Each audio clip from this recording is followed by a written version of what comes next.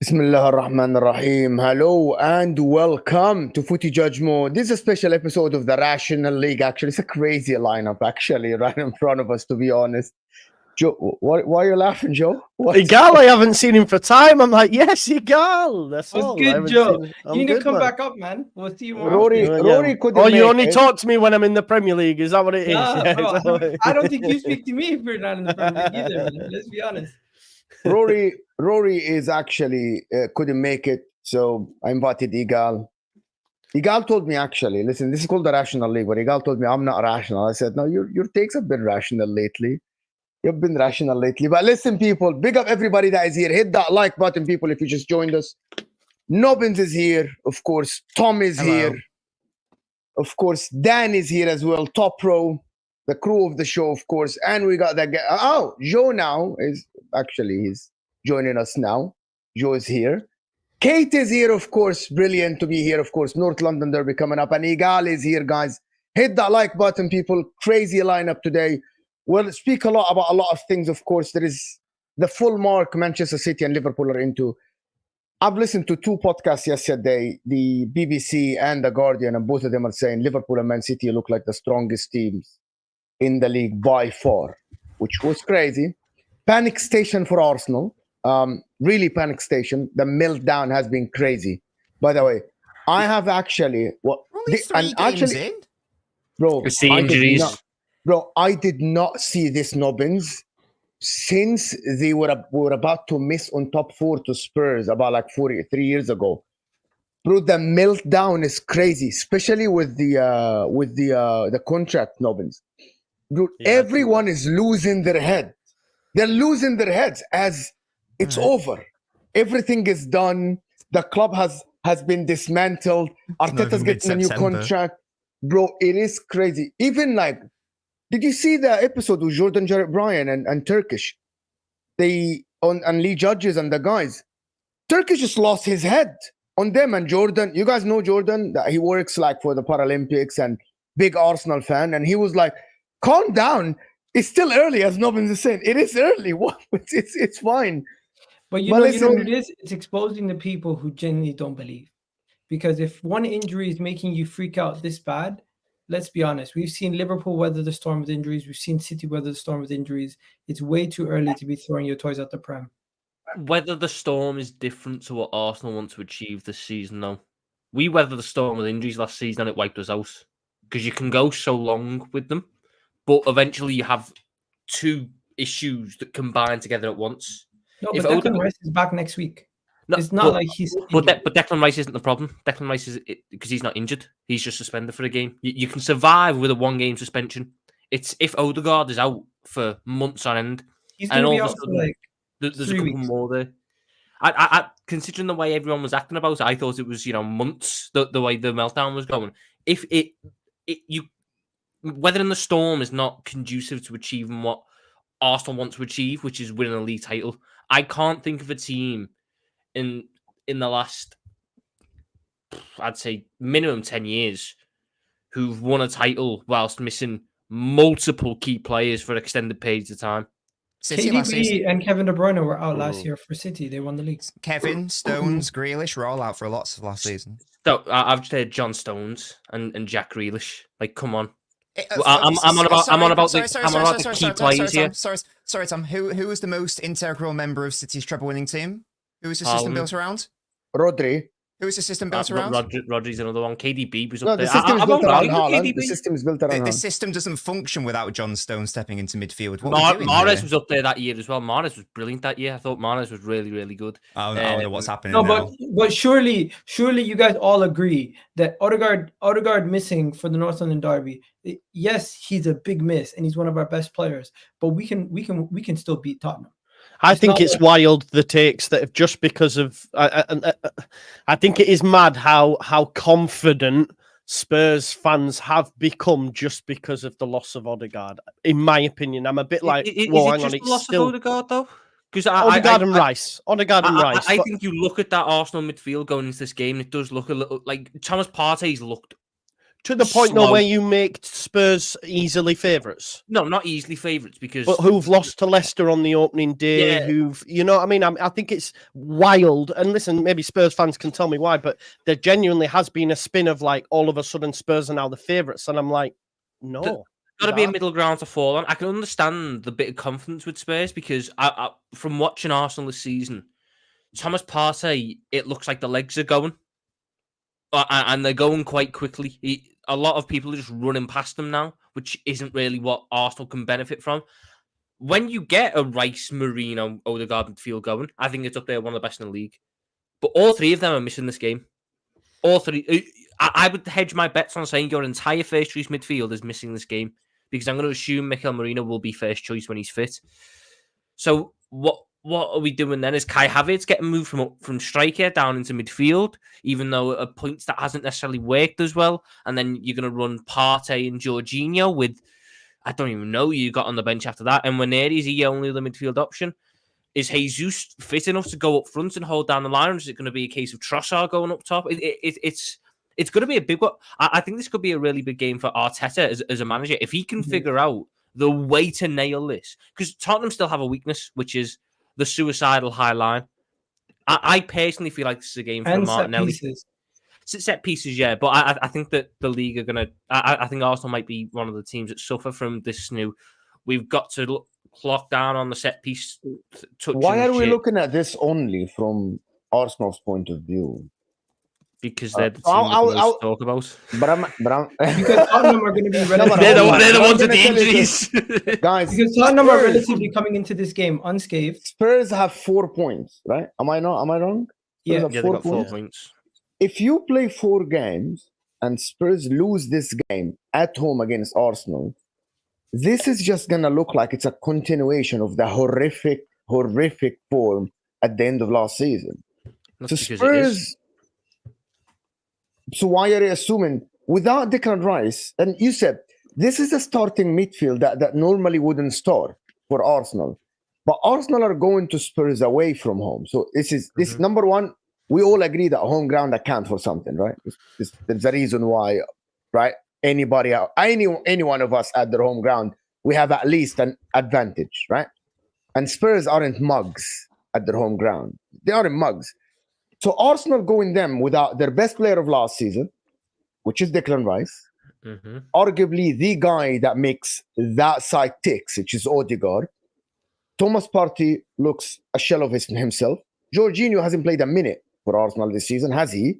If I'm not mistaken, he hasn't. And also Martinelli hasn't been firing. You're muted. He played a couple minutes. Yeah, okay, a couple of minutes at the end of the game, but you get my point. He hasn't been integrated in the team. I think if I'm looking at this, if I'm Arsenal, I'm panicking. There is cause for panic, but if we're as serious as we are, and we are going to have to be able to weather a certain level of injuries. You're not going to go the whole season unscathed with no injuries. Maybe we've had some relative luck in some of the key players that we've like not getting injured, like Bukayo Saka and Odegaard too much last couple of seasons. But overall, 3 weeks without Martin Odegaard, if that's what's going to derail our league title campaign, we were never a serious team. It's not going to be 3 weeks. You know that. It's going to be. They said it's most likely 5 to 7 weeks.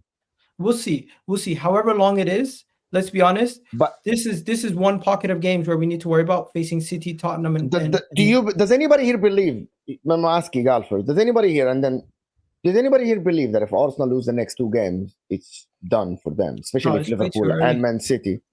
It's not. No. Yeah. Has Arsenal ever been behind? We are on about. Hold up, man. We are on about game week 4 and game week 5 of a 38 game Premier League season. With the 8 points behind the juggernaut that is Man City and Liverpool, who don't look, guys.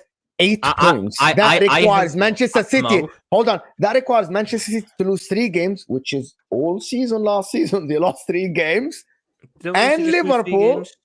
They can draw games. So if we played City, so we play City at the back end of November. If Arsenal are 8 points behind us in City and then we draw, all of a sudden it's 6 points, which is only 2 losses. That's not to say that there won't be other draws. Maybe City go away to Tottenham and have a game where they draw again and it's 4 points. I've seen City.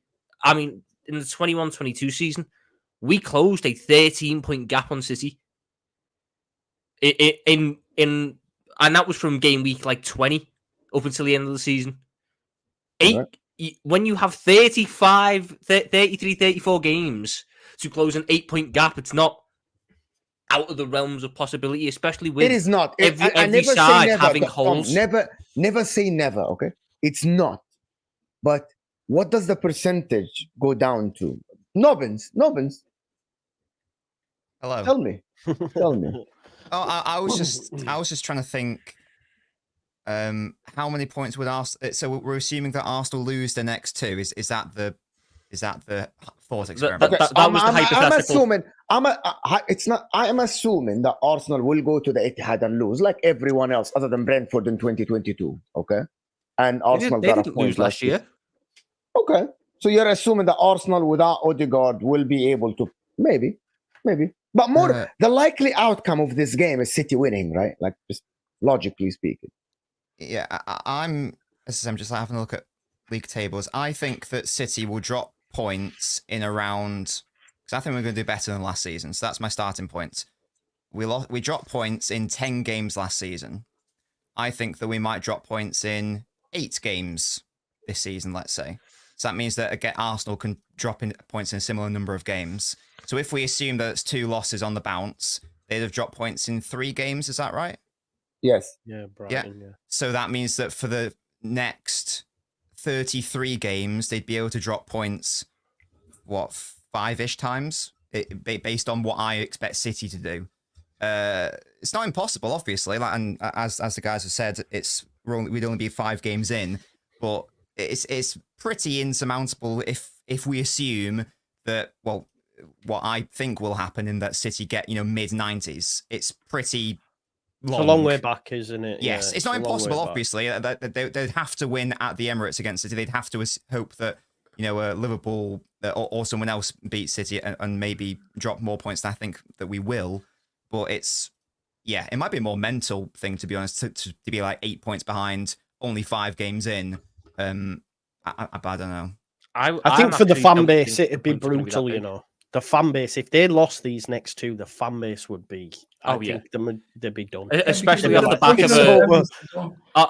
of Arteta's contract as well. That section 100%. That didn't want him to get a new deal will be on his neck straight away. 100%. But this is crazy. There's a portion of the fan base that want the manager out, and they still, and that same portion believes that he has to win the league. Like, it's weird. My fan base right now, as much as I defend them and I defend Arsenal, we're a weird bunch. That's the honest truth. Like, I could even speak about myself. I'm very positive about Arsenal, but the reality is Man City is still a very good team, and Liverpool have a relatively good start to the season, and they have good schedules. So you could see Liverpool winning the next 4 or 5 games. And if we drop 1 or 2 points, people are going to start putting pressure on us. The pressure is on us to go away to Tottenham and get a good result. The pressure is on us to at least try to get a point away at City. I'm saying if I get 4 points from the next 2 games, I'm happy, because I see the rest of the schedule. Atlanta, I'm going to make some rotations in the Champions League, guys. And I don't think that's disrespectful. I think that you're playing Atlanta at home? Away. We're going to have they're a good team, Atalanta. They're a good team. They're a good team. Tom would know. We're still making rotations. My God. And the rotations is not disrespectful, because we're not putting in scrubs. We're going from Martinelli to like Trossard. We're going from Saka to Sterling. We're going from Jesus. We're going from Havertz to Jesus. It's not really that crazy, but yeah. Overall, do you think you'll rotate the centre back in there? I think it's natural for people to get upset. I think it's natural for people to get upset and kind of get a little bit over emotional when something bad happens. But after a while, you kind of realize it's not the end of the world. It's not. Then, contract, tough times for Arsenal. Yeah. How are you seeing the situation at the current moment? It's wonderful. I would say, ultimately, I don't expect Arsenal to lose against Tottenham, but I now believe a couple of injuries that they've got over that international break might mean that they drop points. I think a Gal's target of 4 in the next 2 games is probably realistic. I don't think they'll let it slip that easily. Mentally, I think they're stronger than they were last season and the season before. But if they do drop points, like Nobbin says, I expect it to be a harder challenge this year than it's been in the previous 2, I think, because I genuinely believe Man City look like they're going to be better than they were last season for sure. Can I just ask on the contract? Sorry, before you go on, can we go? I want to get Kate's point from a point of view. Okay. What am I feeling confident? I'm. Do you know what? I'm glad Rice and Odegaard are out. It gives us a boost. There's no doubt about it. They're 2 of their key players. Do I think we can beat them? Yes, but I'm going for a draw. I think Arsenal need a humbling. I would love to see us beat them, because the Arsenal fans have been giving chess to Tottenham for so long that we are so insignificant to them. I would love to see them get beaten, but the high line worries me with Ange's stubbornness. And at the end of the day, although Arsenal are weaker in midfield, our midfield isn't exactly terrifying. Maddison's not playing well. Basuma's not. We're not even sure if he's going to play. Sarr has been so poor of late. So it's going to be an interesting match. I think it's going to be quite even. I think it's going to be cagey, but I'm going to go for a draw. But like I say, I think if Arsenal was full strength, I would be less confident of getting anything from the game, to be honest. I think Arsenal are levels above us at the moment. All right. And Kate, I think we win the game. I think it's going to be a situation where we play defensive, and our defense is very, very good. So I do back our defense, and with the midfield, with the players missing in the midfield, we slightly tweak our game and maybe play a little bit more pragmatic and a little bit more on the counter, trying to release the wingers and trying to get more pace in behind. With your high line, if we do get more set pieces also, I would back Gabriel Magalhaes or Saliba to also get a goal from that. And yeah, overall, I'm more hoping that we can keep you guys from scoring, because I know it's going to be tough to get those goals in the back of the net. But defensively, I back my team to keep you from scoring. Get a clean sheet away and try To to be smash yourself fair, a 2-0 win. if you play the counter-attack game against us, you'll get joy, because that's how everybody beats us. This is what worries me with Ange. A few people have said to me they think he will tighten up this game and be slightly different. I hope he does. I'm not convinced that he will. Has he ever done that at gonna Tottenham? No, but he's done it everywhere he's gone. He has tweaked in the second season and changed things round. So, everyone keeps saying to me, it's the second season with Ange. He'll change things. It's the second season with Ange. He always wins things. I don't believe any of that nonsense, because we had Mourinho, who's never not won a trophy where he goes, and he came to Spurs, won nothing. Same with Conte. So all that means nothing when you come to Spurs. He would have won. He was not winning that we final. didn't. He was not He winning may that well have final. No, he wasn't. Respect. He may Laporte. well have won that final, but it's something we're never ever going to know. So, if Ange can tweak it, we've got a chance. If he doesn't, I think Tweak the what, best we Kate? can hope for They is a play draw. even a higher line this year, guys. They play a higher know. line. I know. I think he's crazy. He's I actually crazy. I think Ange Postecoglou believes so much in the system that he doesn't want to change it. And I think I have Ange's underlying Tom, numbers. His underlying I have numbers are good, never. though. I just want to add something. I have never seen a team that play a high line with players facing forward, not even sideways. Romero literally, guys, flat-footed, both feet facing forward, and the ball is being played next to him. He's not even sideways, ready to run. You know what I mean? And that's managers. I've never seen this in my life. Played football. I've never seen a manager tell the players to stand in a high line facing the opposition. It's crazy. Did you just remember one the run- Chelsea game last year? Bro, the Newcastle game, and people didn't want to blame Romero. Romero literally facing for, like Manchester City, the goal they scored against to Ipswich, Nobbins, couple of your players were facing forward, and I saw on Twitter, I was like, how are you playing that high line and you're facing forward? You need to be sideways, ready to run, to get at least a step, because you're 2 steps behind. But Ange Postecoglou is okay. This is the way we play. I like the way you play football in terms of, like, aesthetically it looks good, suffocate the opposition, smother them and everything. But that's not everything in football. That's Arsenal literally look brilliant because their defense is very tight. Man City now is different. Pep Guardiola, every time we think that we figured out how he plays football, nowadays Man City lose the ball, they drop compact all the lines in just 30 yards next to each other. Even Manchester City, but Ange doesn't. I think some that reason can he be doesn't down want to to. profiles, though. You got to look at the way that Arsenal and City set up the defences.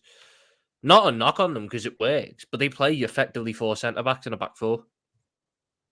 And the wing, Ben White's like the exception, really. And who was it last year? Gvardiol for City.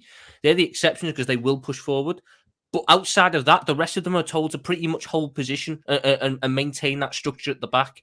Ange could not tell Pedro Porro to be a defensive right back, because I don't think Pedro Porro's a great defender. Udogi's it's a similar kind of situation there. They're better attacking fullbacks than they are as outright defensive fullbacks, so you want to use them strengths. And just the one thing I will say about Tottenham is their underlying numbers in terms of XG created and anything going forward is quite good.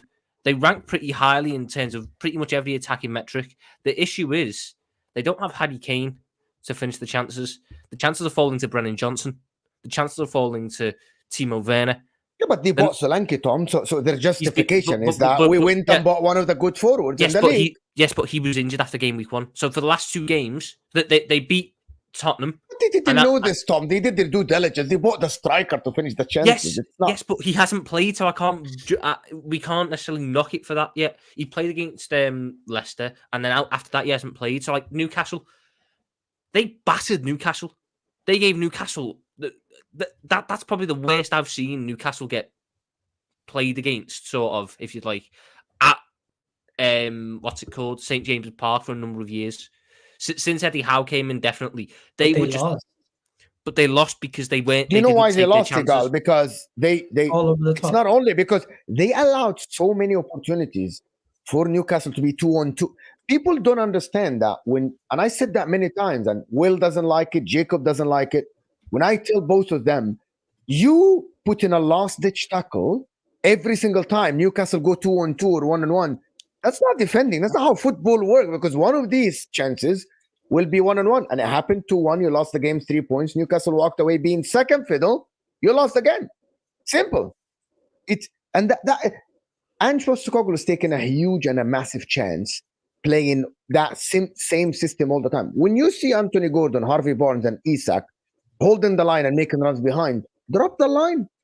Create some depth to avoid having a 2-on-2. No, but Mo, the whole point is avoid Dragocin having to run and make a last-ditch tackle. Oh, it's a corner. It doesn't count as an XG, but we know that if Dragocin is one step behind, it's a tap in for Isak. I'm gonna have to come back. Anthony Gordon is playing. That is my point. There's two arguments for it. I don't think Tottenham are good enough defensively in terms of their setup and player-wise, player quality, to drop that line and invite pressure. They are a team that has to impose themselves onto others in order to bring their players into it. If they had a Kyle Walker, and so that defence they had under Pochettino, that was a defence that could drop off. And if they were going to be outpaced, they could drop 10 yards because they knew Alderweireld, Vertonghen, Kyle Walker, Danny Rose, with Moussa Dembele and Eric Dyer in front of them. Is it the greatest? No, but it's a very solid one that can hold down the fort and invite pressure to counter-attack. Right now, you've got Porro, Udogie, Romero, Van der Ven, Bissouma, and Pat Matej. I think there's a number of decent players there. They're not players that can drop back. They don't have the discipline, the defensive discipline to drop back 10, 15 yards and almost give the ball up to the opponents to hit them on the counter-attack. And I also don't think that necessarily works for Tottenham, because I think Ange realises his attackers are wasteful. So he needs to create a system where they are going to create an excess of chances to make up for the poor finishing. If they were trying to hit teams on the counter-attack, let's say they all of a sudden went from having 20 shots a game to 10. They halved their shots and they had a better defence, so they can see one less goal. What's the chances that one shot goes, the out of them 10 shots, if they fall to the culprits at the minute of Brennan Johnson, Timo Werner, Odebear, Kulusevski to a lesser extent, and Maddison, that those 10 shots go in? I don't think it's that high. I don't think Odebear's a great finisher. I don't think Johnson isn't. Richarlison definitely isn't. James Maddison looks shot for confidence, and I don't necessarily think he was necessarily that great to even begin with. I just think that and Ange doesn't have the luxury of being able to just drop that line. I think he's got to stick with it this way and at least try and play through it and see when Solanke comes in. Does the team look a little bit better? We'll see. Nobbins, do you think some Man City fans are much admirers of Ange Postecoglou? A lot of them. When you look at Spurs, do you think that thing can work at Manchester City? Or do you think he is adapting a Man City style where it's just, okay, we're going to press until we die, play a high line, rely so much on the offensive force of us? Do you see that as tactics that can work for Spurs? I think they can. My main issue with Spurs, Kate can correct me if I'm wrong, I believe this is how they basically played all of last season as well, is that both the fullbacks inverts, don't they? So both fullbacks go into midfield. Yeah, I don't like that as a concept. I don't like both fullbacks going into the midfield. If memory serves, City tried that once last season, the first half against Everton, and it was a disaster. Unless you've got very specific defenders who can basically be central midfielders, I don't really see that as a very viable strategy. Rico Lewis, perfect for that sort of situation, because he's basically a midfielder. He can do that. Stones can probably do that as well. Porro, to me, seems more of a wing back, so I don't really know why. It doesn't, for me, it doesn't really seem to make sense in terms of his best attributes. If you want him to go and attack the wings more so, then why are you nominally putting him to a more central area? That to me doesn't make a lot of sense. I think that in theory, the idea of doing that is it gives Spurs more midfield control. But if you're just shoving players in the midfield for the sake of doing it, rather than actually having a player who is good at doing that, I'm not saying Porro can't do it, but hopefully you know what I mean when I say that. It's not ideal for him. I don't really know if it gives off the desired effect. So the concept isn't wrong, but I think Tom touched on, I don't know if the profiling of the players is quite correct in terms of what he's doing. I think that if you've got a player like Porro who's very good offensively and very good going down the right side of the pitch, surely it makes more sense to utilize a system which does that more so than putting him into the middle. Again, if they had Rico Lewis, then it would make total sense, and I think it'd be brilliant. But otherwise, it sort of leads to a situation where they don't. I don't think they advance the ball as optimally as they could, and also just from like a rest defense perspective, like how they set up defensively without the ball, I don't think it's optimal there either, to be honest. I'd love to see Porro move down and put on the wing, because he's one of our only players that can cross a ball in. He's better than any winger we've got, and maybe play free at the back, but it's just not what Ange does. And this is what I mean when I say it's whether he's going to adapt, you know, because Van der Ven can play as a left back. Dragusin could come in, and Romero and play as a 3. But he seems very stubborn. I kind of respect it, but at the same time, is it a bit of arrogance that he's refuses to sort of change? I don't know, but we'll see. You know, they've bought him what he's asked for according to Ange, so we'll see what he makes of it. Guys, over 400 people here. Let's get the likes up to 300, guys. You guys are moving literally like Arsenal in the transfer window. Hit that like button, people. Come on, people. Like the video. Let's get to 300 likes. It helps the channel massively. You guys have been slacking in the likes lately. I think just before we go on, Denzel here is saying, leave the legs before the legs leave you. The legs left him. I think that's Thomas Partey. He just looks so slow at the minute. Not as much as Casemiro, Tom, to be honest. I think Casemiro was gone last year. Partey, for that last 7-8 games, looked serviceable. This year, I can't even remember who it was. The substitute who came on for Milner for Brighton, the Turkish lad. Oh my God, he made Partey look so slow and so bad. It was unreal. It's mad how quickly the legs just go nowadays. I think what's important to remember is sometimes they just take a while to come back as well, like from pre-season. I think we saw it a few times with Thiago Silva, is that he'd start the season pretty slowly, but after a couple of months, he'd find himself back at a level where he was able to sort of challenge. But I don't think they get back to their level as quick. So I'm just sort of interested to see if Partey gets himself back to that sort of level that we saw towards the end of last season, because I don't think it disappears that quickly. I think they just find it really tough. I've seen it with Fabinho. Yeah, but I just wonder if after if they don't have a good pre-season, like themselves personally, if they don't put in enough effort or they're aching in pre-season, whether or not they find themselves actually falling behind, because maybe every other pre-season until then they've not put the effort in as much as they should have done, and then they cope. And then maybe this one, I'm wondering whether or not Partey might have sort of realised that. How much of that do we reckon is down to the fact that he didn't play? I mean, he played like the first 2 or 3 games of last season and then missed pretty much every other game apart from that run he was needed for at the end. How much do we think those performances at the end, where he looked fit and quick and sharp, was down to the fact that he wasn't as, fatigued because he hadn't played from September till fucking April, whenever it was, bar I think he had like a couple games in like December before he got injured again. So I feel like, and Gal probably knows this better than me, it felt like there was a story that came out at that time, which was like, Partey's been ready for about a month, but Arteta told him, I need you for this. I need you to end the season. So we're not going to rush you back now. We're not going to play you now. I need you 100% to end the season for me. That's why Jorginho had such a long run in the team, almost, because it was a case of, if we play Partey too much, he's gone. He'll get injured again, and then we're back at square one. So it felt like Arteta was really managing him, and now it's just I do wonder. I really do wonder about it, because he just looks so off the pace. He had a hamstring injury. They're very susceptible to get re-injured, so they didn't want to risk it. As for right now, Partey divides opinion. Some people think he's just maybe past it and he's immobile, and some people still consider him one of our best midfielders or our best midfielder. It's just certain games he shows it, certain games he doesn't. I think the Aston Villa game was a perfect example of where he didn't have his best game, but he still turned up with a goal and contributed in other ways. So right now, he's going to play this game no matter what, and he's going to be the anchor of the defense. I don't trust Jorginho. I thought Jorginho is going to be there. No, I don't trust Jorginho as much as I trust Partey.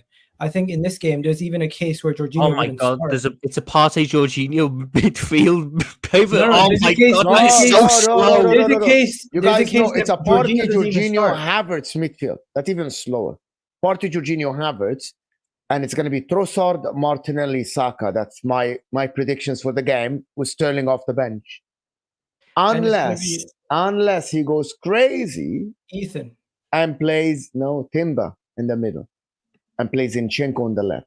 Unless he goes, because Timber played that before. Arsenal just can't play Zinchenko. That they just. I genuinely think Jorginho and Partey, despite how slow it is, and despite how much it will get run Why? through by quick play, Zinchenko is awful.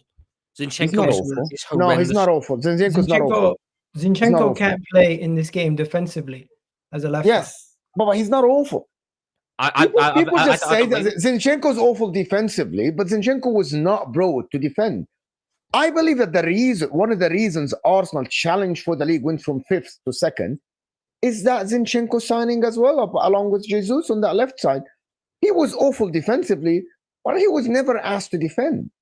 All his life, he's a midfielder for his country. What do you mean a left back isn't asked to defend? Yeah, because Of course he's asked to defend. No, but he We wasn't. use him more as another midfielder to tuck in. Yes, he wasn't asked to. That season, he wasn't asked to defend.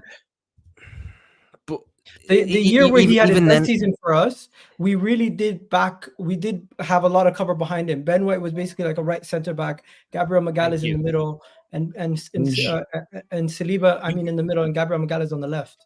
Yeah, you have to Zinchenko, understand sometimes. no, but Just not every Zinchenko player. is not good enough. Zinchenko is not good enough to justify stopping Ben White linking up. Yeah, but with Saka. it's a crisis mode now. They have no midfielders. What do you want them to do? They have no midfielders, so they need to have a rock solid defense. You can't lose a game if you don't concede. There's three options. No, but I think Jorginho and Partey. if I play Jorginho on Partey, that's too defensive. To add another defender there, I think you play Tim. I have had a brain thought. Okay.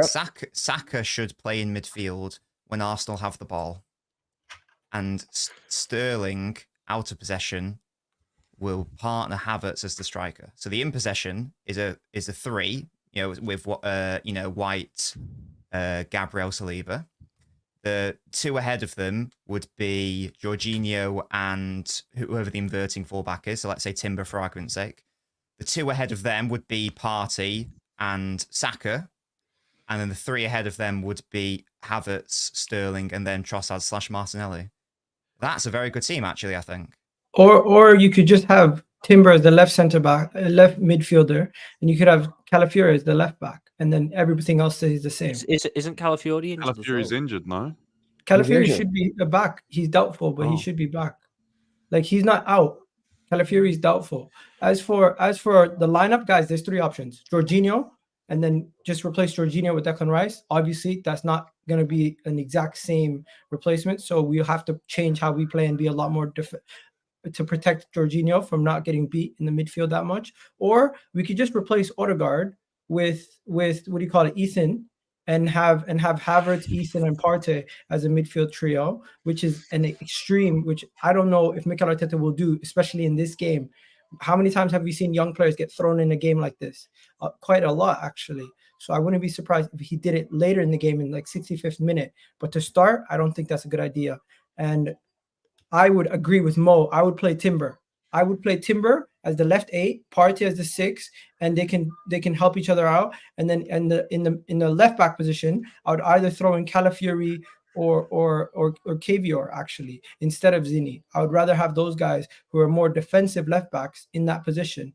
And yeah, I think the team, regardless how we set up, we're gonna have to play to our strength and beat them on the counter and be very defensive.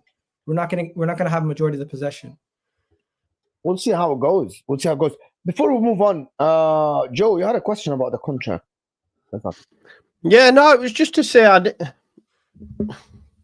don't know. Does it deserve the outrage that some have given it? I don't know.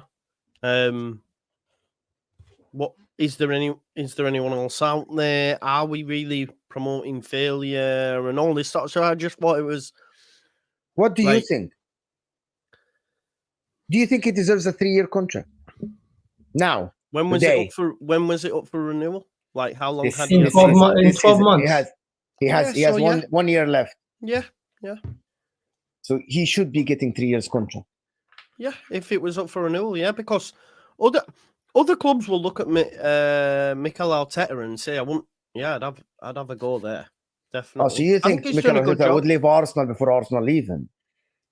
Well, yeah. If they're not going to offer him a new contract, then yeah, for sure, I think other clubs would take him. I'd still say, and maybe Nobbins can tell me different here, that if Pep was to leave, I even think they'd have a look at Mick because of him being there previously. So Yeah, of course, yeah. that's what He I'm never saying. So come to us, Arsenal, but yeah. yeah. So Arsenal they have to protect themselves. So I don't think it's that bad. Barcelona are interested. I agree I with don't you think there's anyone fully. else on the market. No, I agree with exactly you that as fully. well, And I yeah. think the people who are Arteta out guys, at this point, they just want change for the sake of change. They don't like the guy. You know, when people just make up their mind and they're on one side and they don't want to change it, I really do believe they're fed up of not winning, but yet they're ignoring the fact that Arteta got us from where we were in a terrible position to build us back up to this level. And they're almost like negating that. And they think any other manager would get us over the line, ignoring the fact that Pep Guardiola's in Man City is so good and all the recruitment and all the things that it led up to get to this place. It's almost like I can't reason with people who just want him out for the sake of wanting him out. They're not even giving me tangible reasons at this point. They're just saying you sent 700 million. You should be winning. Like, I'm sorry, didn't Tottenham spend like similar amount? Didn't Chelsea spend 1.2? It's clearly not about money. Then you have to have good recruitment. You can have good recruitment, but then still not get over the line because your quality is not good enough. But if you're telling me Arteta is the reason why we're not winning the league, then surely you should name somebody who can come in and get us over the line. But So they can't the even do that. question would be: do anybody here on the panel think that there is another coach out there that will come in next season if Arsenal don't win the league this season and get a better output from these players? No, not for me. No.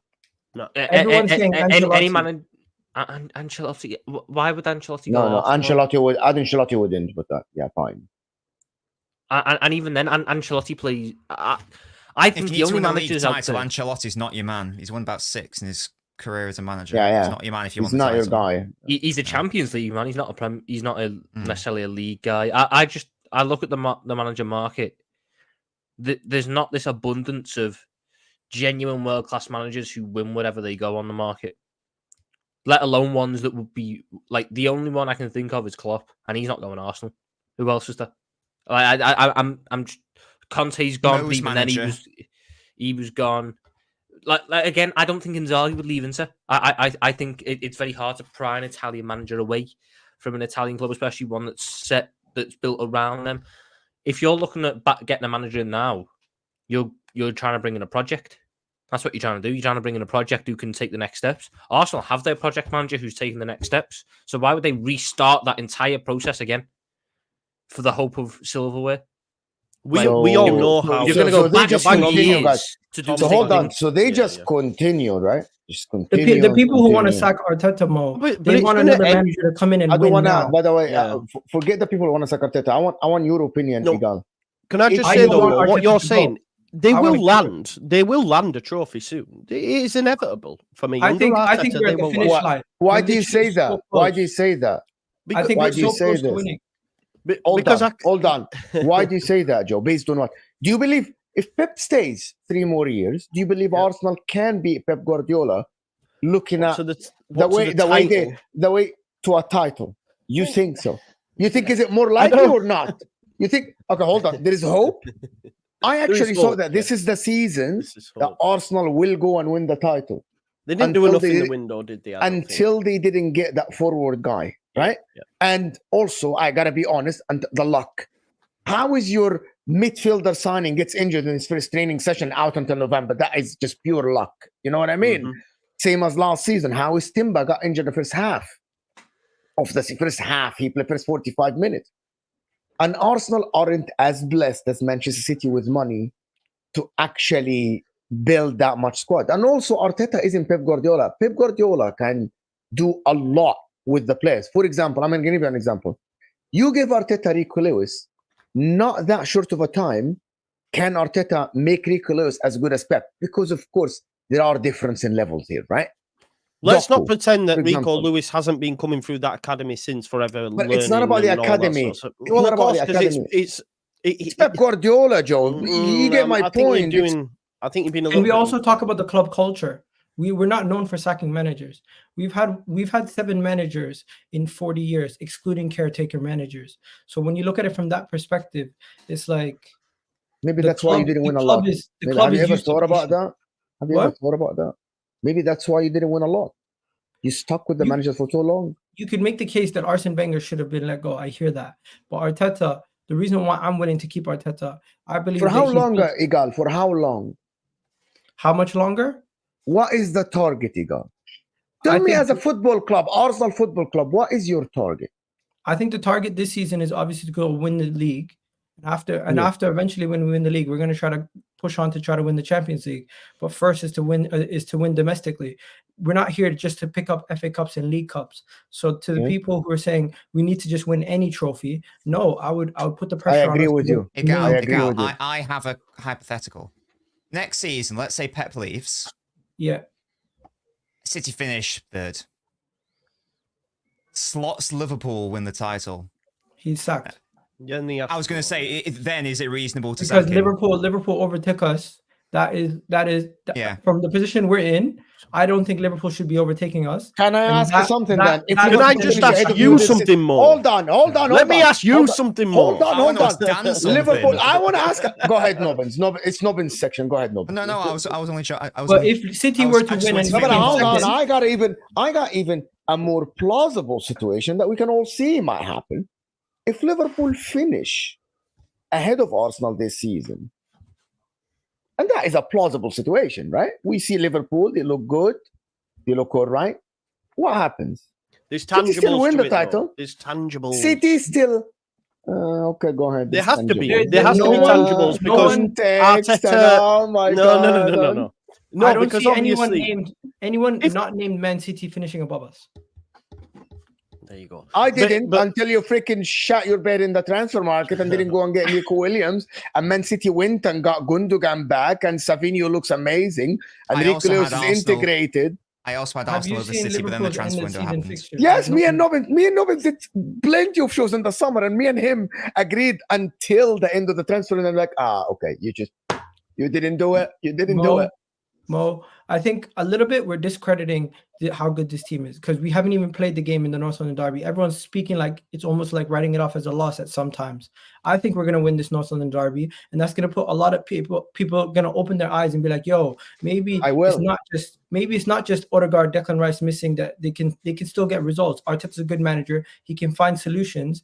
And I think at this moment in time, we have more squad depth than Liverpool. We have a better defense than Liverpool, even though they've kept all their clean sheets so far. I don't think you got better squad depth than us, but I agree on the defense Liverpool part. have a better attack than us. I think we have a better midfield than them. So overall, in the run of the season, I think as the season goes on, the cream is going to rise to the top, and you're going to see that it's Man City once again and Arsenal. And between us two, it's going to be a dogfight. But I back my team to get it over the line this year. Joe, what were you going to ask? I think half our thing. Hold on, Tom. Just give me 1 second. Joe, what were you going to ask? And then No, but this whole. Would you sack him if he didn't win the league this year? For me, yes, I would try with the same team. I would try with another manager.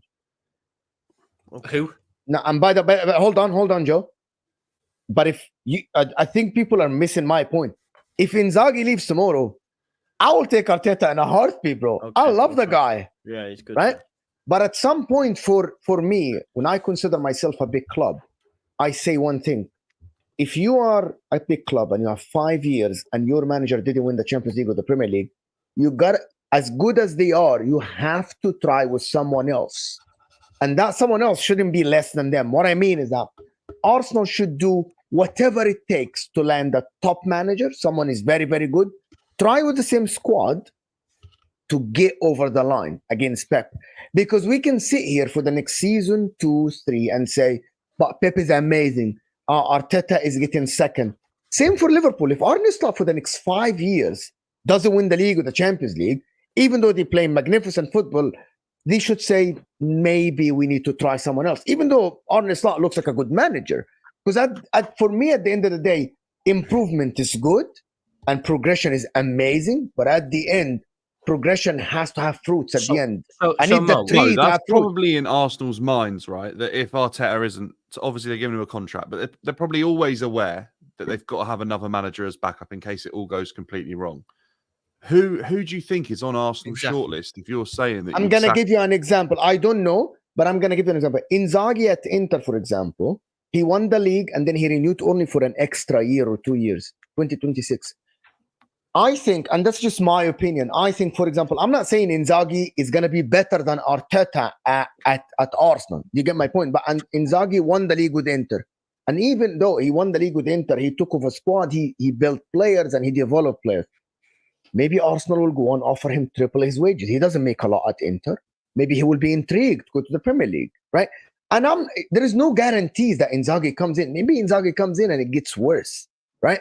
Maybe Hansi Flick will be poached. Maybe, by the way, if Real Madrid don't get whatever Xabi Alonso, maybe Arsenal can poach him. You get my point? Maybe Vincent Kompany will be very successful, for example, with Bayern Munich next season. Maybe. I don't know. But my point is, at some point, you'll have to say, there's only one guy that I think there is no one better than him, which is Pep Guardiola. There's only one guy there in the world.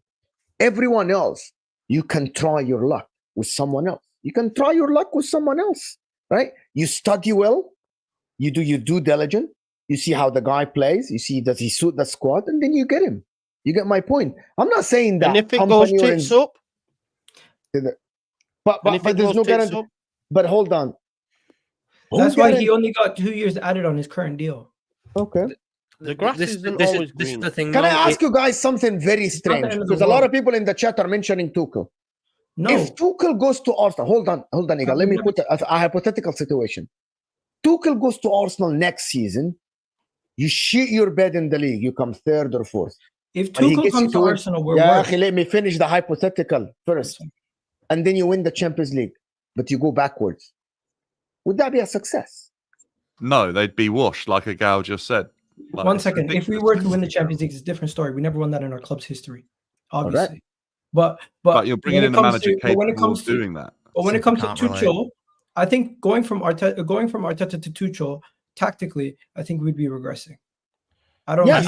I absolutely agree with you, Igal. You would definitely be regressing in terms of progression in the league. But will Thomas Tuchel win you a cup, win you a Champions League? He might. And at that time, all this progression was out of the window, bro. It goes out of the window. No, you've got to weigh it up. If Tuchel comes in, Tuchel has never lasted more than 3 years at a club.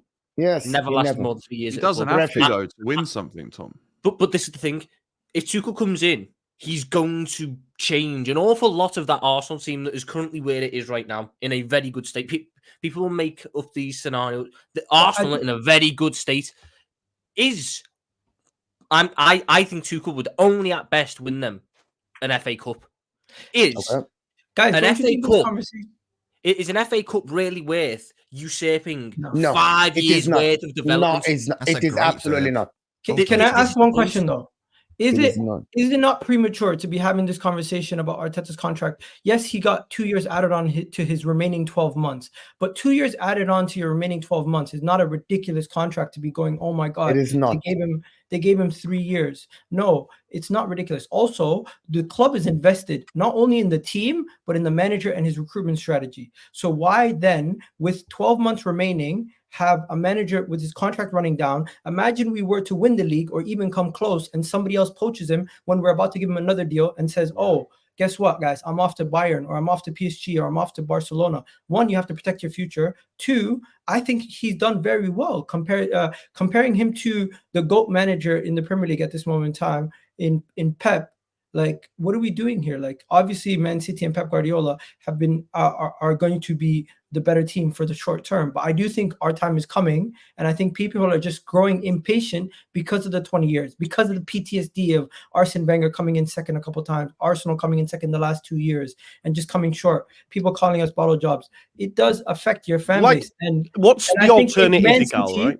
If Man City were in our position and they just had a manager 2 years on the bounce after Pep, and they were not to win, it would be different because they won a couple times. Their fans would be a lot more different. Chelsea, their fans would be different after not winning the league for, 5 years, 7 years? however many years. Liverpool, same thing. It's the 20 years. That's what's affecting my fan base more than anything else. I think what's the great point. Sorry, go on. I'll let you speak. I was only going to say, if another manager comes in within the time that Arteta now has his contract valid till and wins the league before him, is that a failure on Arteta's part? Yes. Yeah. No, it's not. It is. No? It is. No, I'm going to tell you what. If anyone besides And Pep that comes is the to thing. this league and That is wins, the thing that people need to understand. Actually, Arteta's work is not just winning the league. Arteta built the team to reach this point. This point. They're at that point, People- Mo. They've been there for 2 seasons. So why extend his contract? No, because they're I think already actually there, it was. Why not go and put the money after like a Luis Enrique or something like that, who's a proven winner, who's won trophies, won Champions Leagues, won a treble, is probably the closest competitor to Pep in world football at the moment in terms of a spread across European and domestic competitions. If they sacked Arteta last season and got someone else and they won the league this season, I would say that it's a continuation of what Arteta's doing. If But the Arteta chances don't are win the this league season is that Arteta just keeps them where they've been at for the previous 2 seasons already. And there's a high chance that off of the start of the season that we've seen from Arne Slot, that he could already progress past where Arteta's got his Arsenal side to be. You still believe so, Albeit huh? probably inheriting a better You squad believe than what so? Arteta did. I think what I've seen from the start of the season, Liverpool looked like a better outfit, but Tottenham looked like a better outfit at the start of the season than anyone else in the league. And look what happened there. So They had it's 4 early points. days. I don't want to jump the gun, but Liverpool looked like a solid outfit. have you seen Liverpool's fixtures for the remaining? Liverpool, by the way, Agal, I don't care about Liverpool's fixtures. They've got winners in that squad that know how to navigate a Premier League to win it. We were there last year. Our problem was the system, and every single time I came on this channel or any other channel, I was saying we give up too many chances. We after relying on Alisson to save about fucking 6 1-on-1s a game. Right now, we are giving up at best 2 chances a game. I was going to say the erraticness of Liverpool has definitely been removed. But we've not lost any of the attacking threats, but we've become so much more solid defensively. That's why we could have done with the DM, and I'm not going to say we didn't. You won't Gravenberch done well. It's not a long term fix, don't think. But we were going to make minimum 6 to 9 points up just by not being so exposed at the back. Fair. We haven't conceded a goal. That's massive for me. You know, it took us 12 games last season to keep 3 clean sheets. We've kept 3 clean sheets in 3. But could you also say with the new manager, it takes a little time for people to have a sample size to actually find you out a little bit more or figure you out. Good segue to Liverpool. Actually, Maybe because I'm about to call Antonio Liverpool Conte fans. came into Chelsea, played 3 games, changed up his system, and won it in his first year. Do you remember So, that shit? Do you remember Yeah, that? I It's remember like that. one this Against 4 at Arsenal, the back. Yeah, I One remember that. this He 4 at beat the you, back. and then he changed it up. It does, but I also think it's down to the fact that we haven't necessarily, in terms of stopping us, we haven't changed how we attack necessarily. The only change I'd see is Trent isn't sticking entirely. You It's definitely answered- changed how you attack. You But to definitely answer Dan's changed. point, I wouldn't say we have more. Dan, if Arne I'm- Slot so was what- to beat Liverpool, if Arne Slot and Liverpool were to win the league, that would definitely change my mind on Arteta because it would mean someone else came in here. So what if and they took- come second? What if they took away come his second? chance. What if they come second? Bro, if we don't win the league and Liverpool overtake us in any way or form, I consider that a failure, and I'm looking at All right, Arteta then. differently. All right, it's a good segue to Liverpool because I actually want to call some of the Liverpool fans. Redline Taranga saying I think Arsenal will win the league, but no guarantees. How are you saying this today? Look at Newcastle in 95-97 and Spurs 15-17. Arteta must get over the line or Champions League or he's gone. A lot of people are saying this. It's either this year or not. It is. You made your bed. Just I think you can extend it to next year. I think it's reasonable to extend it to next year as well. But it has to either for me. It has to be this year or next year. Otherwise, Can I ask don't you really know something, what's Nobbins? going on. Why not last year then? Why next season? I always ask the same question. If you say it can be extended to next year, okay, what stopped it from being last season? What stopped it from being this season? What is different? Why would you say next season? It's mainly the assumption that Pep's leaving. To be honest. Oh, okay, okay, That's the main thing in my head. okay. So we're basically giving Arteta the job until Pep leaves and to see if he can actually win the league without. You get one Yeah. chance without No, Pep. no, If you no, don't do it, you're gone. Robin just said if December Yeah. comes in and Pep Guardiola signs a new 3-deal contract, well, at that time, Yeah, it's over. Kate, you are right. You know, when you verbalize it, it does make it sound incredibly pathetic. But I guess, but I guess that's how much credit I'm giving to Pep. I'll look at it as giving credit to Pep rather than having to go with Arteta. But yeah, if I'm being honest, then yeah. So Guys, just keep this- Arteta until Pep gives up and goes somewhere else, and it'd be successful sometime. crazy. Don't worry. No. It's I honestly crazy. do believe if Arteta was anywhere else in the world, he would be killing it. Like, let's be honest. He look at what he's done with this Arsenal team in such a short time period. I think it's a short time period to build us up the way that he has. And that's why again, if he does leave, it's a big opportunity. If he leaves and he doesn't win the league, then whether it's a new City manager or whether it slots Liverpool, serious questions have to be asked. And I think at that point, you got to go, mate, because then that puts to bed the entire question of, well, who are we going to get? Well, Liverpool got some Donny at Feyenoord, and he's won the league in 2 seasons, or whoever, or City went to got the Girona manager, and they're still winning. So if it's a big hypothetical, but if that happens, then it does massively bring that into doubt. Yeah. Also, Guys, Miguel, can we? I want to do the next super chat, guys. Guys, there's 600 people here. We need the likes at least to 400. We're not even on 200 likes. The like button is underneath the live chat, and it helps the show. It helps the channel go to the next viewer. So hit that like button, people. It really helps the channel and the show massively. And if you're new here, subscribe. TJD is saying, willing to say, with Arteta, as long as the players believe in his project. Oh, that's too much sentiment. Again, Too much sentiment to me. That goes Too much up to sentiment an to me. You extent, know what I mean? doesn't it? Yeah, Because if it's like another 5 years and he's still not won a title or Champions League, then it's like, well, what are we doing here? I too mean, much I sentiment. can speak from our perspective. Klopp's players believed in his project up until the very end, but he had the saving grace of having won a Champions League and Premier League within his first 4 years. So he had a lot of credit in the bank, and that was where the players' belief was important. Right now, I think there's a middle ground for Arsenal to sit in the case of they really do need to get over the line in a trophy, but if they miss out on the Premier League narrowly for any number of reasons, if it was they bottled it again, it was in their hands and they fucked it, then it's a different kettle of fish. But let's say Odegaard's out for a longer time and someone else misses a period of time, and for the first time in 3 years, Arsenal get hit with a bout of injuries, then I think there's an element of, okay, well, let's see what he's like next year.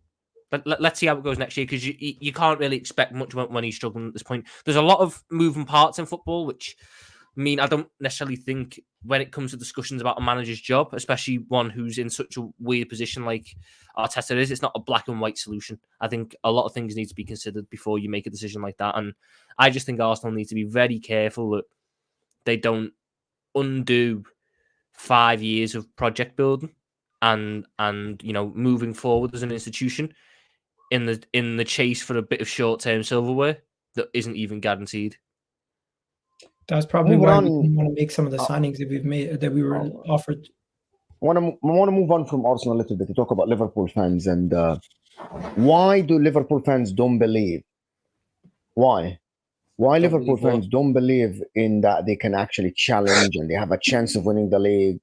HUSAM the other day said I give themselves like 5-10%, and I'm like, that's I give us 15%, and it's the main reason is there is a bald man at Man City who was the bane of my existence, and I don't like him, and he could do one. But also, I think it's a case of whilst I think our squad is good, and I do think I'm someone who a minority who sits on the fence that I think our squad depth as an overall is better than Arsenal's. I think we've got the second best squad depth in the league. It's not better than the City's. We are a very good team. We are just not better than City. And I also think that the whole contract situation that's going on in the background, if we hit a little wobble, that's just going to intensify it further. I don't think we are stable enough yet for fans to fully believe that we're going to win the league. I think we could do. I think you need a lot of luck. I think you need I put it this way: you need Rodri and Haaland to miss large chunks of the season, combined with with Saliba and Rice and Saka missing large parts of the season for Arsenal, and then the door opens, and provided that we stay injury free, we can sneak in. I do think we can finish second this year. I do think we can make that jump back up to second, but I just don't think, with all the factors around it, we aren't necessarily in the position to win the league this year. But I don't think we are going to need 5 years to do it, provided that we can keep Salah, Trent, and Van Dijk there. I think if you keep them 3 around and you nail the next summer window, and Pep goes, I think we're right there. I think you can't downplay that we have world-class talent. I think we Trent is a joke, and he showed it again in this international break, and he's now finally getting the credit he deserves off most England fans, because shock, he is actually a good player. He just wasn't liked by one of the worst managers in Premier League history. Who would have thought? Salah starts the season on fire. Arne Slot's made Luis Diaz look like a goal-scoring winger, which, I didn't think that was possible, but here we are. It's just a case of we're not there yet, but we are close. We are close. And I can understand why people are a little bit negative, but I was one of the ones going into this season with the case of you fix the system, that's worth minimum 6 points. It's worth 6 points in itself, because so many games last year we pointlessly threw away. United away last year, 2-2. I think that first half we played against United last season was better than anything we did against United this season in terms of a overall performance, and we threw it away in the second half. This year, none of the same mistakes were being made defensively. We looked more structured, we looked more organised, and you don't concede goals. That's the big thing for me. The only reason why I don't think we win the league is because of a certain Pep Guardiola and a certain Man City. But again, it all really depends on Haaland's fitness, because that's the big hole I see in City's squad. There's no backup. I was worried when Alvarez was there, because Alvarez is a very good striker. I know he's not had the greatest start at Atletico, but I think he's a very good striker. I mean, Nobbins will know better. Who's your backup if Haaland doesn't play? But before we go on, guys, Kate has to go. So, guys, Kate's channel is in the description. It's just a girl who loves Spurs. So, big up, Kate. Thank you for accepting the invitation ahead of the North London Derby. Guys, make sure to support Kate. Of course, the other guys' channels in the description. The guys that are the panel that is here regularly, the channels are pinned in the show. Nobbins, of course, Dan, Tom, Joe, and Rory. Of course, Igal's channel is in the description as well. We need to support Igal. We need to get him up to 50K. Igal is on the way to 50K, hopefully soon. And Kate, appreciate you coming on. Thank you so much for joining, and we'll see you soon. Thank you so much. Take care, everyone. See you later. See ya. And we're going back to this. People are saying I gaslight Liverpool fans. So go ahead. You were asking Nobbins something. Yeah, I just wanted to ask Nobbins, who's their backup if Haaland doesn't play? Is it like De Bruyne up front again, like he done a couple of years ago? Yeah, probably. Yeah, in my head, I want us to do false 9. My first choice would have been Oscar Bob. He's broken his leg. But Bernardo can go there. Gundogan, that'd be brilliant. Kevin could do it. That wouldn't be my first choice. Foden is probably the best option for it, but I don't want him to play there. But he would be brilliant there as well. Yeah, we won the title playing false 9 football twice, so I don't think it's that much of an issue if Haaland's not available for some games. If he's injured for a long period, it would be disastrous whether we had a backup striker or not. But since coming to City, he's not really been that injury prone, to be honest. I expect him to start over 30 games in the league. So I don't see that being an issue, to be honest. Let me do this super chat because Redline and Taranga, I always say that. Can you not try to gaslight Liverpool fans today more things? I never say anything on any channel if I don't believe it. I believe based on the sample size, but Igal is right. It's a very small sample size, right, to judge Liverpool. But based on the small sample size, I like how this Liverpool team set up. If they stay injury-free, I like how Salah is playing now. I like how Diaz. And I think one of the main reasons is Gravenberch for. The guy plays brilliantly, and he's filling that hole amazing. So I'm looking at this, and I'm saying, and Van Dijk, again, we're going to repeat this again, is the best individual defender to ever play in the Premier League. Van Dijk. And if he's in top form, you can play anybody next to him. I think Liverpool can win the league. Genuinely can. And it is not 5%, as you say. You don't tell me that this Arsenal has 40% and Liverpool have 5%. That is crazy. That is crazy. It can't be 5%. It's more. It's not. I don't think it's a case of like 30%, but it's more than 5% because we have game winners. We have. So would you say it's 70% City, 20% Arsenal, 10%? I'm trying to remember what I said. Why are people putting Arsenal have more? Because they have done it. Because they have challenged for the last 2 seasons. Probably is that on what it is? recency bias. I think on recency bias. Yeah, it's not necessarily recency bias. It's just a case of it's more uncertainty about how long this will last. It's also Slot's first season. Like, unless you're a Chelsea manager, I think the only example where it's like, English top flight first season who's like won it is Pellegrini. Outside of that, it's all Chelsea managers. Ranieri. Yeah, Claudio Ranieri. He was already Chelsea manager. No, he was before Chelsea. Leicester. no, Oh, but yeah. the first time with a club. Oh, That's not what I said. That's not how I framed the statement because I knew someone was going to say Ranieri. I said, and that's also why I said the top flight. Otherwise, people go, "Oh, well, technically, it was Fergie's first season in the Premier League." But by the way, I don't think it's Liverpool like can do it either. But my reason is one, your squad depth. Two, obviously, with the competition with City and Arsenal, I just don't know if Liverpool can actually maintain this level throughout the whole season. With Arne Slot being its first season, you haven't faced any real adversity, and we always see with the new manager when one team figures them out, a bunch of teams start to figure them out, and they need to then adjust. And we don't know how quickly Arne Slot will have to adjust. So there's a lot of unknowns still with Liverpool. Although you're playing well, we also have to look at who you're playing against. You've not faced the best of the best in the Premier League yet. So when you really truly get tested, I could start to put you in the conversation of title challengers or something like that. But at this moment in time, you're just having a really good start to the season. It's 3 games. I still expect Liverpool to drop off at some point of the season. And when they do, I want to know how they bounce back, because that's when you're really shown who you are. Because last year, Tottenham fell off and they never got back up. Other teams fall off. Sometimes they never get back up. If Liverpool do have a little hurdle, it's how they weather that storm will show me if they're actually contenders or pretenders. Right. what do you hold on? Tom, I have 2 Tom. points. Hold on, Tom. What do you expect, Iga?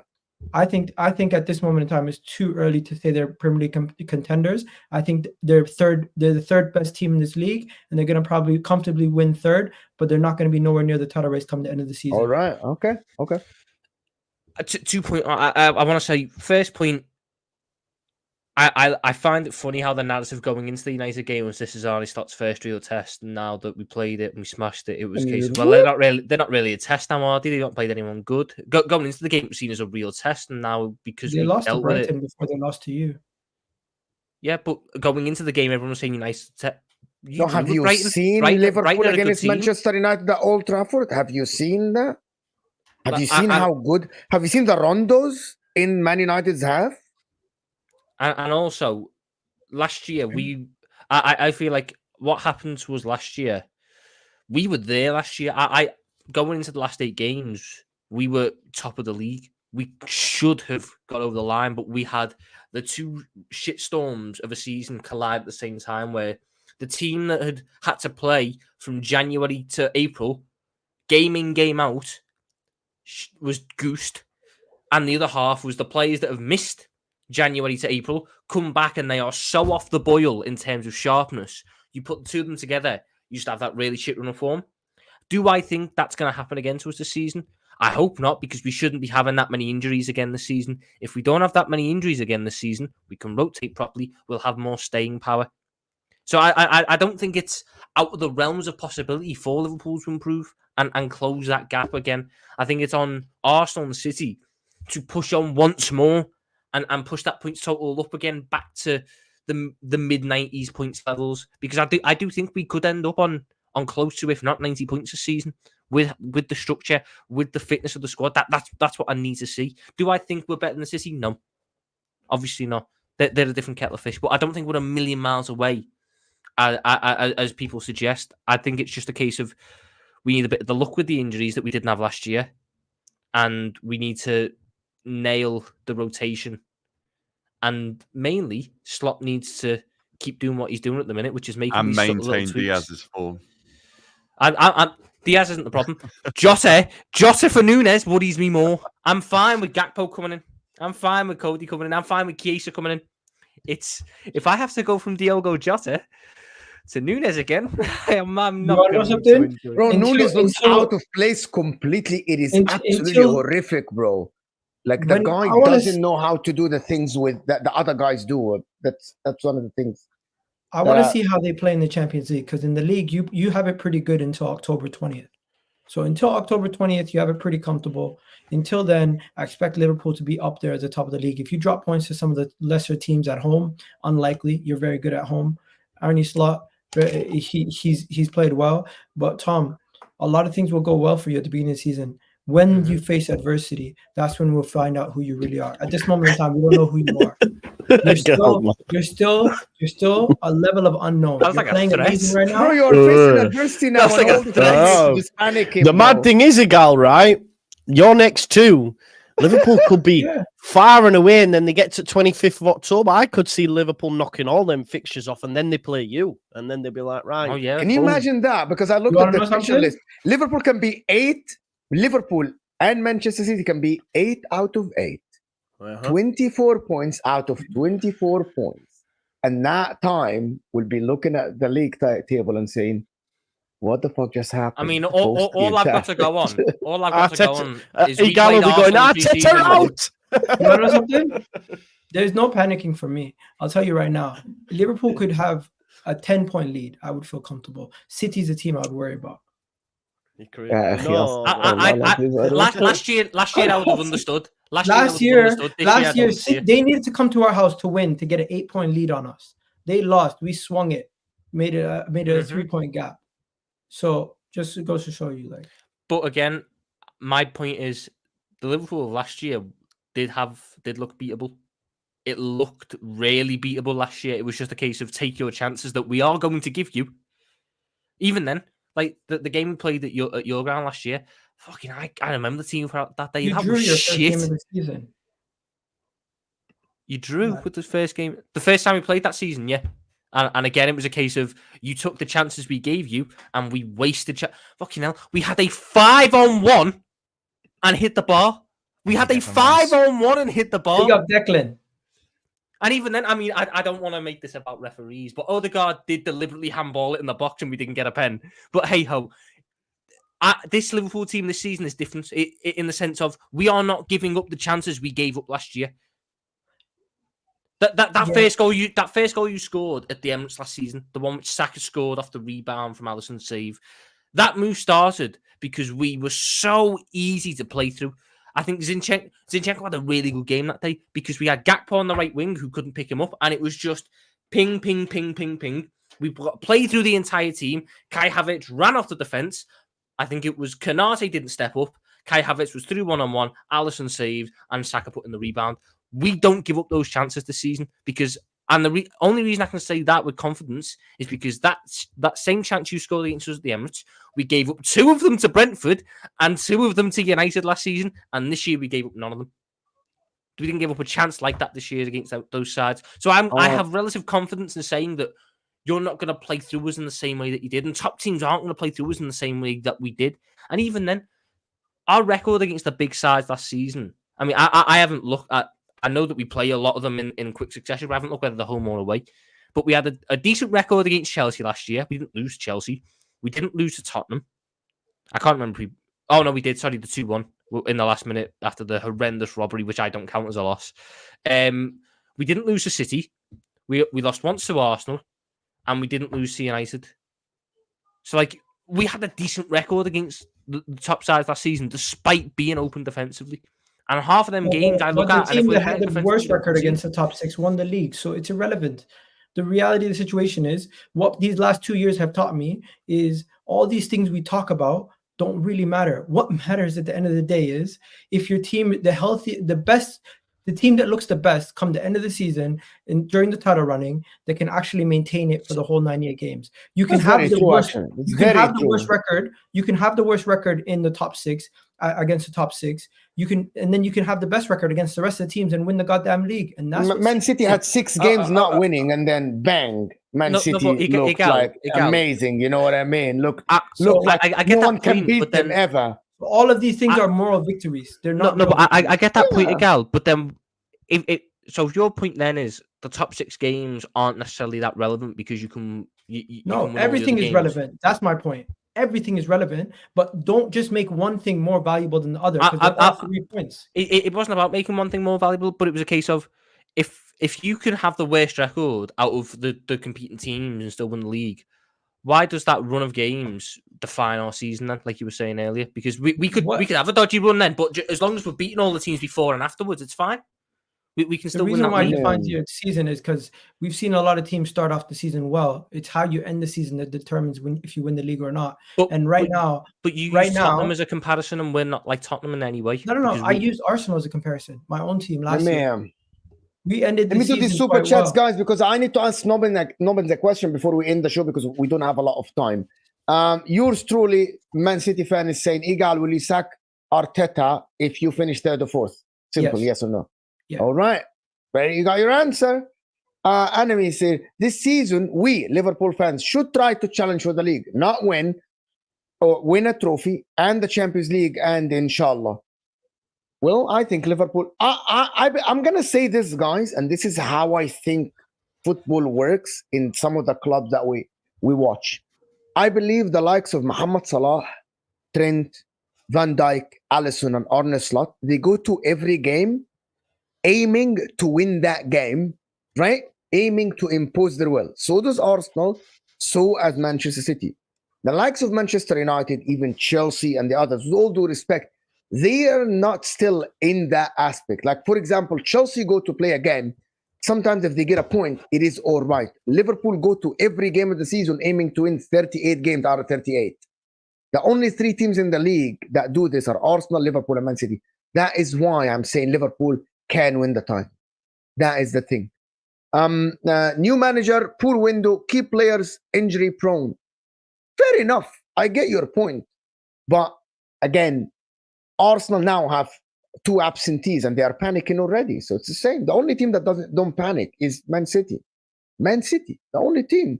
Would love to be proven wrong, but I won't. I like that Liverpool fans say that so no one banters them if they fall off. Love it. Love it. Love it. Love it. Tevin, thank you, Redline Taranga, for the support and the super chat. Stephen here saying, just showing support. Big up to the panel. Thank you, Tevin. Showed up late, but please be level-headed, Igal. It was actually a very good show. Actually, I loved it. It was amazing, actually. No wild takes. Last question before we end the show, and we go Nobbins. Jeremy Doku has progressed the ball carried 50% more than any other player in the Premier League this season. That's good. Played a game less. Didn't he? Grealish played last game, if I'm not mistaken, right? In the league? Or he played half? Yes, but Doku played on the other side against West Ham. Okay, so Doku played all game. The question that I'm going to ask you that was asked on a podcast yesterday, very simple. Will Pep Guardiola change how Doku play like he changed that Grealish? Will Doku be the guy that is explosive comes next season or the end of the season, or will he change him? Because Doku is the most unpredictable player at Man City at the current moment. Sometimes to his teammates' detriment. Haaland must hate him at times. Yeah, so just I don't know how much time we have left, but just on the Grealish point, I've totally don't like the Grealish the way this is framed. Grealish at Villa was the main man. If you can do something as simple as going look at his heat maps from his last 2 seasons with Villa. Go see where they are. Go see where he picked up the ball. It's everywhere. It's at right back. It's at right wing. It's in the middle. It's at left back. It's at centre back. It's at left wing. It's a striker. Everywhere. He is the team. At Villa, he wasn't coming up against deep blocks. Low blocks as much at City. So of course his games he's going to change as a player visually because it's in a totally different setup. At Villa, he was the main man. At City, he is a component of a wider machine. Now, you know, whether that's a good thing or not from an individual flair perspective, bad. From him being an overall player and winning stuff perspective, good. I thought he played brilliantly against West Ham. Played very well for England. I actually think he played better against West Ham, actually. So I'm going to disagree with the premise of your question, Mo, to be honest. I know it's not what the answer you wanted, but I'm going to do that. Do you think, so you don't think that Doku will change the way he plays? No, he needs to change in terms of like adding more end product, of course. But in terms of like this idea, you know, Pep hates dribbly boys out wide. It is nonsensical. Pep's not going to turn Doku into Grealish.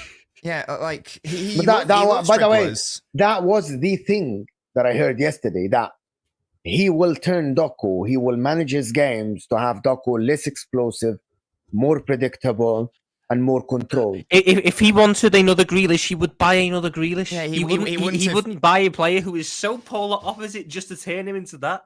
He also wouldn't have bought Savio either. Like Pep's worked with like some of the most explosive 1v1 wingers in football history, like Ribery, Leroy Sané and Robin, Sterling with his even wingers. Sanchez, etc. at I think Barca. Pep So wanted more pace in behind to change how you play, to evolve your attack. yeah, so no, Villa Grealish is very different to City Grealish, mainly because Villa and City are very different teams. It's not really anything to do with Pep going, right, Grealish, I'm going to destroy you as a wide player. That's not really a thing. Do you think Grealish is the one who's going to start the season on the left? Or it's going to be Doku? I think it depends on the game. No, It depends on Grealish's form. Bigger teams, Grealish will play. Because If he plays like against West Ham, I think Grealish will be the number one choice in the bigger games. Maybe Doku more a bench option. All right. Redline Triangle last super. I only state my opinion. Put us second last season. All right, then. I know you state your opinion. I appreciate your opinion. You always put in some arguments. I just believe that Liverpool look good. Until they face the adversity, I'm not changing my opinion. Until they face the adversity. But listen, people, before we go on, Nobin's channel is in the description. What is coming up, Nobin? Still the people, please. Well, I recently did an analysis of Arsenal's game against Brighton, actually. So if you want to... Oh, you see. So if you want to go give that a watch and see why I thought Brighton actually played better than Arsenal in that first half, you can go watch that. Guys, he ripped into Arsenal. So just go chill. I didn't do that. Nobbins hates Declan Rice. That's what I got from that video. And so there will be an analysis video of City against Brentford over the weekend / Monday. And he promised to do more analysis of other teams. Yes, if people liked them. And people did, so I will do that. And if I was a betting man, I would bet on a North London derby one. Yes. Dan's channel, of course, in the description as well. What you got coming up? We'll have a Bournemouth preview and a couple of lives thrown in before we play Bournemouth. Hopefully, Chelsea can make something happen in that game. But yeah, it's quiet on the Chelsea front in terms of football side. Dan, will Nkunku ever get him in again? Like, I've got a couple of screenshots from the last game of where I believe Nkunku fits into this system. So yeah, I think he will. I want to try and explain that to some people because a lot of people frown when I said where he could fit in. Yeah. Tom. You've come to me about ideas. I have no idea. I'm going to drive you Fuck more off. consistency. I have never had consistency. I'm an enigma on this. He's playing chained together with me on Twitch. That's what he's doing. Yeah, that's my hell. I have to go through that every Wednesday. Joe's channel is in the description, guys. Listen, I'm just telling you, the best watch-alongs on the internet. The best. Legend. Amazing content. Does panels now for the Premier League. What you got coming up today? Today, mate. It's not. People don't want to know about Hull City versus Sheffield United Championship Friday kick-off, do they? You know what I mean? So yeah, that one. Come watch that if you want. Top football in the champ. Yes, Igal, you got something coming up today? Yeah, me and Deji are gonna do a combined 11 at 9:00. That's gonna be absolute carnage. Knowing Deji thinks Van de Ven and Thing are better than Saliba and Gabriel, so it's gonna be interesting. Yes. Big up everybody that joined us. Appreciate you guys. This will take it to Football Terrace with Staffy and Dan Lawless with Terry as well. We'll see you guys soon. Mo, you haven't told people what's coming up on your channel? Yes, I'm going look forward to this weekend. I'm going live at 9 p.m. UK time again. It can be a solo show where I'm gonna actually rip into some Arsenal and Liverpool fans, of course, and some Chelsea fans. We'll talk about the panic time. I might as well rip into City and United by Yari. Just go into everyone. everyone. By City, bro. City are City. Manchester United, you don't need to know. But listen, guys, I might actually get Dio to actually talk about it because Dio thinks it's all roses and flowers. So we'll see how it goes, people.